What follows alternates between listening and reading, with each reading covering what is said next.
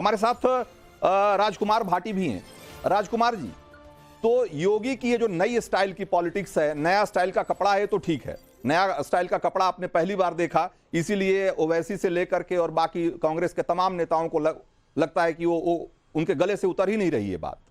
तो नया स्टाइल, नया कपड़ा और ये नया तरह का स्ट्राइक रेट, ये तीनों आपको नहीं पच रहा।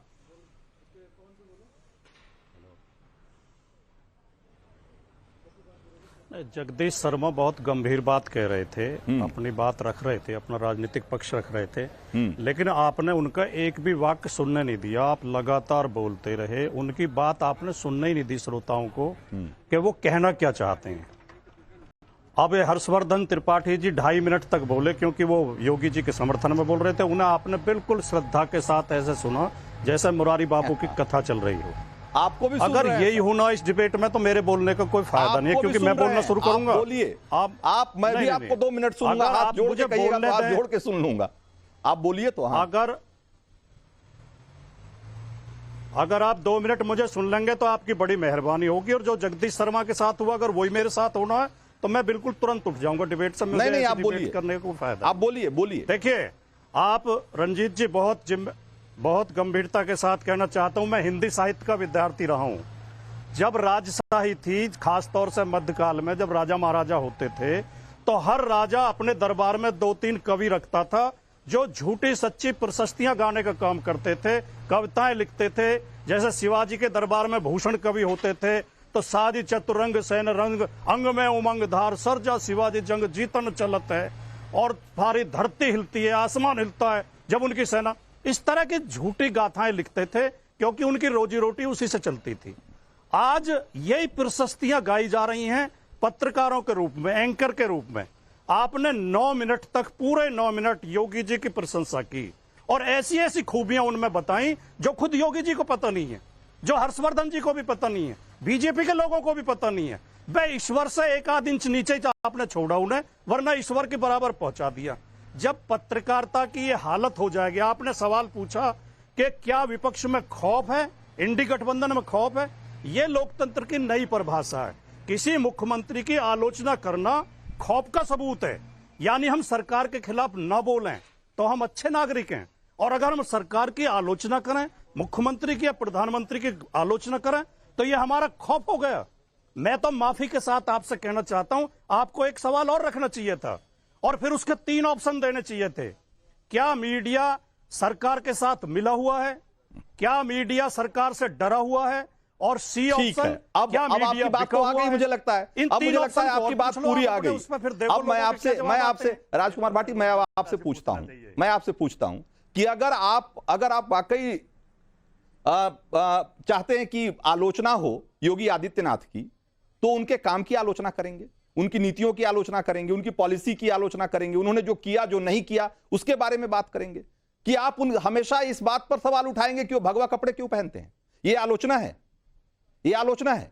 ये तो साबित करता है ना कि आपके पास उनकी आलोचना करने के लिए ना तो आपके पास कोई आधार है और ना आपके पास कोई उसका, आपको कोई ऐसी चीज दिख रही है जिसके आधार पर उनकी आलोचना कर सकें आप। ये तो यही दिखता है ना, ये तो यही दिवालियापन दिख रहा है विपक्ष का।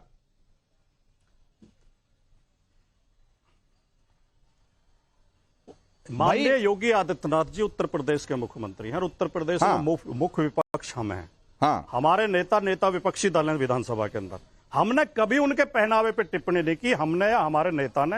मैं हर्षवर्धन जी की बात से सहमत हूं, अगर संत महात्मा टाइप के लोग राजनीति में आए तो और अच्छी बात है, लेकिन अगर संत हो तो कबीरदास जी ने लिखा है, कबीरदास जी को आपने पढ़ा होगा कि कौ जोगी सब करे मन को बिरला कोई, सीधी सहजे पाइए जो मन जोगी होई। तन का जोगी होने से कुछ नहीं होता, मन के जोगी होइए। मन में लोगों के प्रति प्रेम पैदा कीजिए। मन में एक भावना, समरस मन का जोगी, उसका अगर उसका कोई पैमाना अगर आपके पास हो तो आप बता दें। लेकिन भाई हम तो और कबीरदास का एक दोहा और सुन लो। नहीं, कबीर एक दोहा और सुन भाई, कबीर के पैमाने पर अगर आप संतों की तुलना करने लगेंगे, आपको याद रखना होगा, ये आपको याद रखना होगा राजकुमार भाटी, कि वो संत के साथ साथ एक राजनेता भी हैं, ठीक है ना। तो संत तो हैं ही, वो राजनेता भी हैं, और राजनेता के तौर पे भी, वो मुख्यमंत्री के तौर पे भी उनकी एक जिम्मेदारी जवाबदेही है। और अगर आप उसको सिर्फ वो संत वाली तुलना में, अगर संत वाले पैमाने पे देखना चाहते हैं, तो गोरखपुर के मठ के तौर पे उनकी जो उनका जो रोल था उसको सिर्फ देखिए। लेकिन अगर मुख्यमंत्री के तौर पे अगर बात करेंगे ना, तो मुख्यमंत्री के तौर पे उनके कार्यकाल को देखिए, उनकी उपलब्धियों को देखिए, उनकी कमियों को देखिए। लेकिन भाई अगर ये अकबरुद्दीन ओवैसी कहते हैं कि वो कैसे कैसे कपड़े पहनता है, तमाशे का दिखता है, किस्मत से चीफ मिनिस्टर बन गया। भाई दिग्विजय सिंह कहते हैं कि भगवा पहनकर मंदिरों में बलात्कार हो रहे हैं। आप ऐसे देखिए ना, फारूक अब्दुल्ला क्या कह रहे हैं, हुसैन दलवाई क्या कह रहे हैं, कह रहे हैं कि रोज धर्म की बात करो, भगवा कपड़े मत पहनो, थोड़ा मॉडर्न बनो। भाई ये रोड शो करने के लिए गए थे योगी आदित्यनाथ मुंबई, निवेश लाने के लिए, और वहां कांग्रेस के नेता ये कहते हैं कि भाई आप मॉडर्न बनो, भगवा कपड़े मत पहनो। तो ये क्या दिखाता है? किसी के पहनावे पे या किसी की आस्था पे कोई भी सवाल उठाता, हम उससे सहमत नहीं है, हम उसका विरोध करते, कोई भी हो चाहे। लेकिन अकबरुद्दीन ओवैसी क्या कहते हैं, वो तो इनकी भी टीम है बीजेपी की, उसके जवाब दे हम थोड़ी हैं। हम भगवा कपड़े को श्रद्धा के साथ देखते हैं, हमें कोई ऐतराज नहीं भगवा पहनने में, और सारी बीजेपी पहनने लगे भगवा। लेकिन राजनीतिक आलोचना करने का हमारा अधिकार है। हाँ, जो वो राजनीतिक आलोचना करने का बिल्कुल अधिकार है, बिल्कुल अधिकार है। एक बार ममता काले के पास, जो एक वर्ग विशेष के खिलाफ बोलते हैं हमेशा, और जो ओबीसी और दलित समाज के साथ अन्याय उनकी सरकार में हुआ है, जो ओबीसी के हक मारे गए हैं, पीडीए का शोषण हुआ है। ठीक है, मैं आपके पास फिर से आऊंगा, ममता काले के पास जाएंगे, लेकिन उससे पहले जरा सवाल नंबर 2 का भी एक बार रुझान दिखा दीजिए। चुनाव में योगी आदित्यनाथ के इतने ज्यादा प्रचार का मतलब क्या है? जरा ये दिखाइए कि जिस तरीके से उनकी डिमांड है और जिस तरीके से वो लगातार रैलियां कर रहे हैं, लोग क्या सोचते हैं इसके बारे में जरा बताइए। योगी की बातों पर लोगों को भरोसा, ऐसा मानने वाले लोग कितने लोग हैं? 75% लोग मानते हैं कि योगी की बातों पर लोगों को ज्यादा भरोसा है, इसलिए उनकी ज्यादा रैलियां लगाई जा रही है। योगी की रैली का मतलब जीत पक्की है, जैसा कि हमने बताया कि स्ट्राइक रेट 60% से ज्यादा है, 65-68% है योगी का, इसलिए भी लोग चाहते हैं कि उनकी रैलियां हों। और विपक्ष पे ज्यादा तीखे हमले करते हैं योगी आदित्यनाथ, बिल्कुल ही बेझिझक और बिल्कुल बेवाकी से बोलते हैं, इसलिए उनकी ज्यादा डिमांड है, ऐसा मानने वाले लोग 11% हैं। तो 75% लोग मानते हैं कि योगी की बातों में पे भरोसा दिखता है, वो जो कहते हैं वो करते हैं, ऐसा लगता है। तो एक बार जरा सा एक बार चलते हैं ममता काले के पास। ममता जी भाई, ये आपने हमारे सारे पैनलिस्ट को सुन लिया, और ये बात तो स्पष्ट है कि आज की तारीख में योगी आदित्यनाथ बीजेपी के सबसे बहुत कद्दावर जो नेता हैं उनमें से एक हैं, और जाहिर सी बात है कि उनकी आलोचना होनी चाहिए, और एक मुख्यमंत्री के तौर पे उनका दूसरा कार्यकाल है, तो आलोचना होनी चाहिए। लेकिन आलोचना का स्तर भी तो देखना पड़ेगा ना, कि आलोचना के नाम पर क्या हो रहा है। आलोचना के नाम पे आप सिर्फ एक मजहब को, एक धर्म को बदनाम करने की कोशिश कर रहे हैं, उसकी आस्था को, उसके पहनावे के, उस पर सवाल खड़े कर रहे हैं आप। जी रंजीत जी, बहुत बहुत धन्यवाद। संत शिरोमणि कबीरदास जी की बात करिए राजकुमार भाई ने, तो उन्हीं का एक दोहा मैं भी सुना देती हूँ कि ऐसी वाणी बोलिए मन का आपा खोए, औरन को शीतल करे आपू ही शीतल होए। और ये मैं समर्पित कर रही हूं उन लोगों को जो योगी आदित्यनाथ जी के वस्त्रों के ऊपर इतनी घटिया, भद्दी और गंदी टिप्पणी कर रहे हैं। मतलब अगर आपको एक नेता के बारे में कुछ बोलना है तो बिल्कुल आपने सही बोला, आप उनके कामों के बारे में बोलिए ना, आप कामों पर आलोचना कीजिए। और जनता जनार्दन होती है, प्रत्यक्षम किम प्रमाणम, बिल्कुल सही होता है। यदि पिछले पूरे 5 वर्ष योगी जी ने काम नहीं किया होता तो 37 वर्ष के बाद इतिहास नहीं दोहराया जाता यूपी के अंदर, और बाबा की सरकार नहीं आती। अब भगवा से जिन लोगों को परेशानी है वो वही लोग हैं रंजीत जी, जिन्होंने प्रभु श्री राम को ललकारा था, सुप्रीम कोर्ट में जाकर के उनके अस्तित्व को नकारा था।